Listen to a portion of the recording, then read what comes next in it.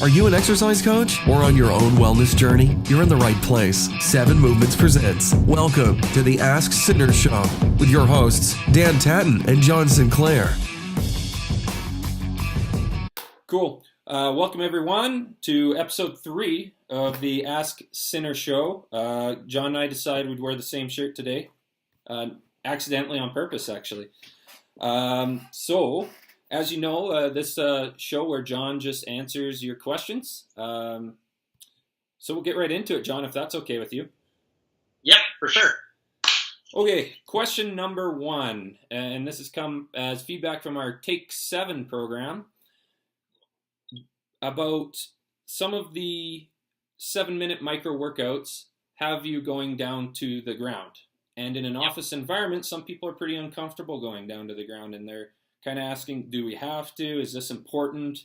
So what are your thoughts on that? Yeah, I think anytime we do things that are expected to do things that are uncomfortable can be a good thing. From a physiological standpoint, getting to the ground and getting back up is crucial for health.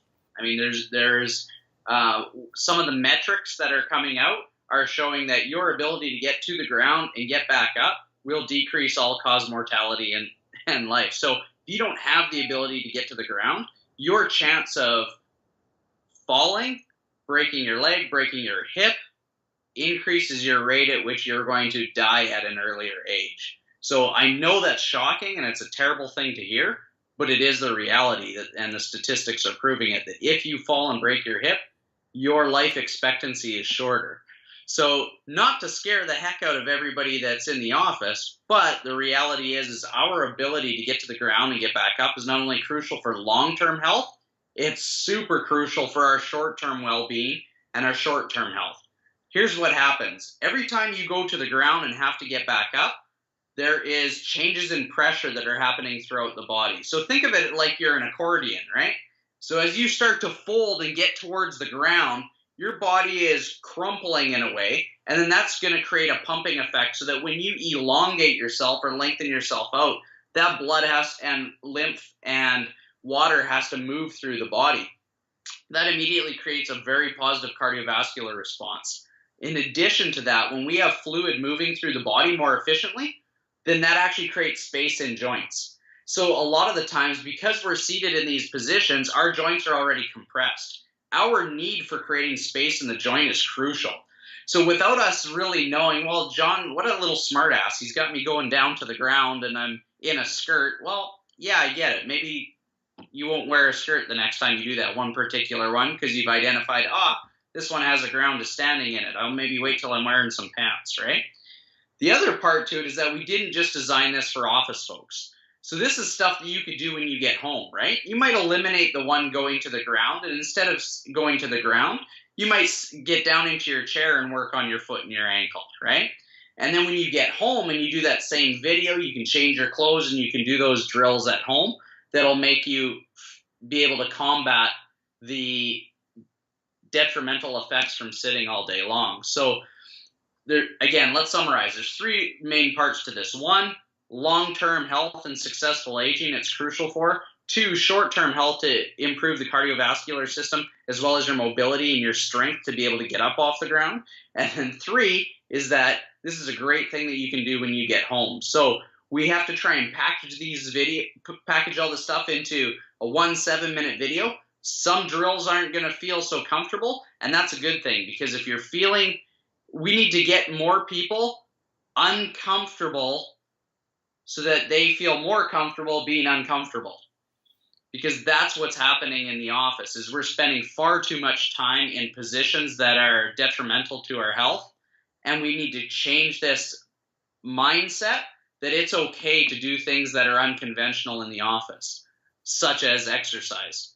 And so we want to push that envelope and say, hey, it's okay for you to get to the ground in the office. It might not be deemed professional, but if we shift those guidelines and shift that mindset towards this concept of having to move around in the office, then our long-term behavior as it relates back to movement in the office is going to change. And that's what will shift culture.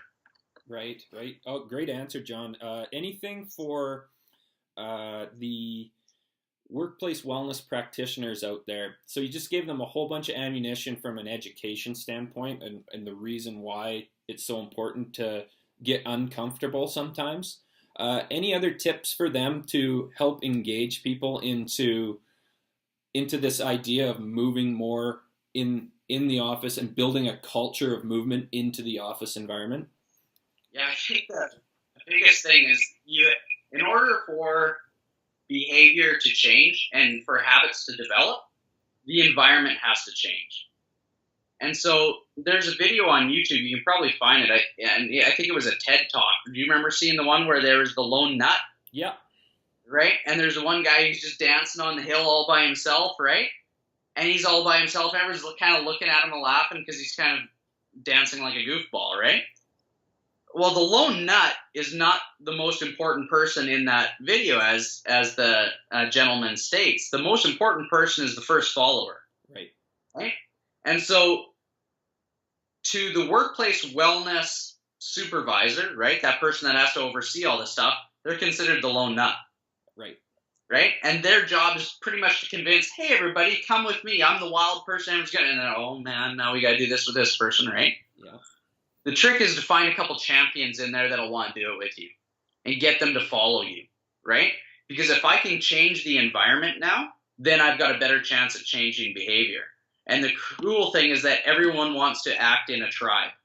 So if I have a tribe of people around me, a clan of people, whatever you want to call them, if I've got a group of people that want to actually do this, the more people are going to join that group, right? And so the biggest advice I could give to those people that are overseeing a big group of people in an office is find those few people that are champions and get them to help bring the group together. Right. Great answer, John. And something I want to put out to the audience, John doesn't get these questions in advance, so he's running this off the top of his head, which is excellent. The second question, something we get really commonly asked to us, again, around the Take 7 program, is, I already go to the gym, either before or after work. This program doesn't seem like it's really for me. I know how I'd answer this question, but I'd like to get your take on this, John. We probably covered it and talked in the past, but the statistics that are coming out on structured physical activity or structured exercise, where I go to the gym and I participate for an hour a day, and then I come back to my regular life, the statistics that we're now starting to see is that there's no evidence that going to the gym 60 minutes a time in a structured way 3 to 5 times a week is any more beneficial to your long-term health, especially when your job is sedentary. So let's rephrase that, because there's a lot in there. If you work out 3 days a week, let's say, because that's the average time that an active gym goer will go to the gym, and you're doing it for 60 minutes at a time, but the rest of your time is spent sitting in a chair. This is the worst part. You are no more prepared to live a healthy, long life than somebody who just sits on their butt that entire time. Right. So think about that for a second. That's pretty amazing. So 180 minutes of structured activity that you think you're doing a great job in actually has no more long-term health benefits than somebody that doesn't do that. That's not a very well use of your time, especially when most people don't even enjoy the activity, right? That they're going to do at the gym. Here's what needs to happen. We need to do physical activity more frequently throughout the day. So that's why we designed the Take 7 program the way we did. If you can do more frequent activity throughout the day, that will move your long-term health benefits. Will it make you sleek and sexy in 60 days? Maybe not. It might, but it might not. But what's more important to you? Is it that I look really good for that 60 days so that I can go to the beach and have my vacation and look really great on the beach? Then by all means, do that. But know that that's a short-term outcome that you're looking for. So our goal is we want to change quality of health in the countries that we live in and the countries around the world. And our first step to make any sort of dent in that is to increase physical activity more frequently throughout the day. The statistics don't lie. We've even seen stats from NASA on it. So the more we move frequently and move your body against gravity, getting up and down and moving around, the better the results of my long-term health and the greater the longevity I'm going to have in my life. So that's one of the struggles that we have, is thinking that with this thought process that I need to go to the gym to get in shape. Okay, why do you need to go to the gym to get in shape? If that is your goal, then great, go to the gym and get in shape. If your goal is, I need to go to the gym so I'm healthy, then that might not be the right environment for you under the context that we think of it being, I've got to do 60 minutes at a time. Does that make sense? Yeah, totally makes sense. So now, if you want to be super effective and look great and be very healthy, do this and go to the gym. Right. These 7-minute drills are going to prepare you for going to the gym so that you're not going to the gym hurting yourself. If I'm working on mobility 5-6 times a day, and then I go to the gym to actually stress myself, your body's in a better position to be able to tolerate that stress. And that's really what we're talking about. So much, we need to think more about exercise as dosage, right? It's a dosage of stress. So if I give myself half a pill throughout the day versus 4 pills at a time, if we think of it in terms of dosage, then now we can change our whole perspective on what exercise is, which exercise is physical stress. Right. Physical activity is physical stress. If you're already stressed to the nines and I decide I got to go and I'm going to join a high intensity interval format, but your tissues can't tolerate it, your cardiovascular system can't tolerate it, and mentally and emotionally you can't tolerate it, I got a pretty good chance that long term it's not sustainable and you're not going to be any healthier. In fact, you're going to go backwards. And that's where the fitness industry needs to make a massive U-turn and look differently, because what was being prescribed for fitness is not health at all. Right. Great. And maybe just speak real quick to the guy or the girl who is a gym goer. They love going to the gym, maybe even to work with a trainer. And I know I've had this question to me. As a trainer, as an exercise coach, put that hat on right now. What do people want to do when they come and work with you? Are they really excited about coming in and doing mobility drills and some of the lighter work that you do? I'd argue that no, most people want to come into the gym, work with a trainer, and get into some sort of performance state. Speak to how this program can help that individual as well, because I know we're dealing with that. That's a conversation that I've had with a couple people who have sent in these questions. Is they're athletes and they want to train hard when they go to the gym. They say, this stuff, this 7 minutes at a time throughout the day, I don't need this. I'll just work out with my trainer and do performance training after work. Yeah, great question. There's 2 things that happen in order to be successful. Number 1, you need to work out, and then you need to recover. What we call it is we want to work out, and you need to get a work in. So I see amateur and professional athletes that I coach, same thing needs to happen for them. So at different times during the year, and now's a great time to talk about it because the Olympics are going on, right? Yeah. There's no way any Olympic athlete can go really, really hard for 4 years and expect a gold medal. They won't even be on the team by the time that they get to that 4 years. Right. No strength and conditioning coach, no skill coach at the Olympic level would ever stress their athletes without allowing them to recover. Yet we do it in the fitness industry. Mm-hmm. It's ridiculous. In fact, one of our good friends who went to the University of Alberta is the strength and conditioning coach for the Canadian bobsled team, right?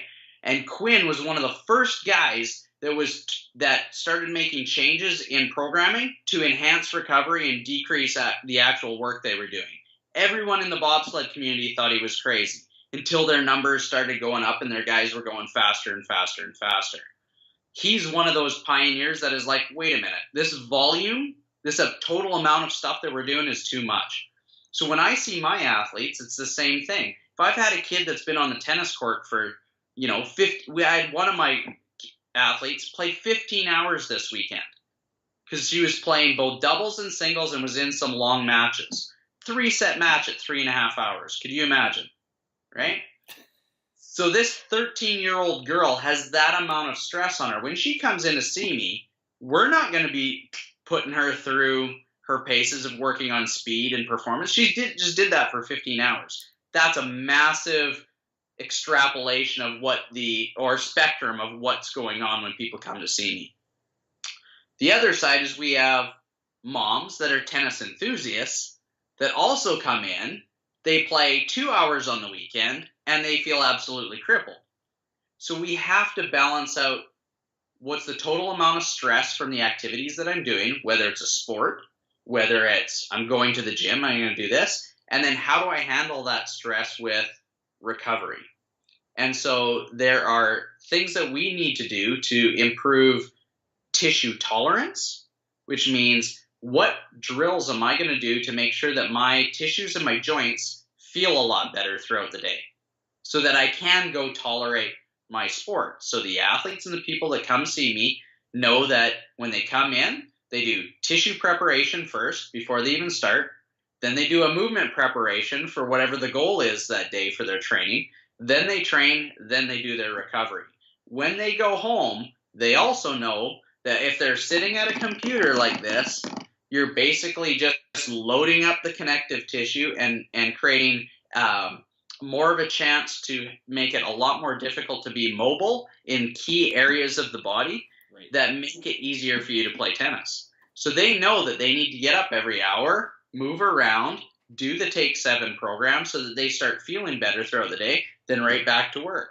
Then when they want to go do their activities that they love, they prep by either the drills that I show them one-on-one that are going to be unique to them, or again, they do their Take 7 program as a means of recovery. So a lot of the stuff, if you're a higher advanced athlete or someone that is a very fit individual, the use of that Take 7 program for you is probably going to be to work in. Right? Instead of work out. Great. Yeah, thanks, John. We went a little long on this one. Thanks for sticking with us, guys and girls. Question of the day, John. What do you want to ask the folks at home? Yeah. What physical activities do you enjoy doing that we could develop some movement preparation and tissue preparation solutions for you so you can make your physical activity that much easier? Great question. All right, that's episode 3. Thanks, John. See you guys in episode 4. See you guys.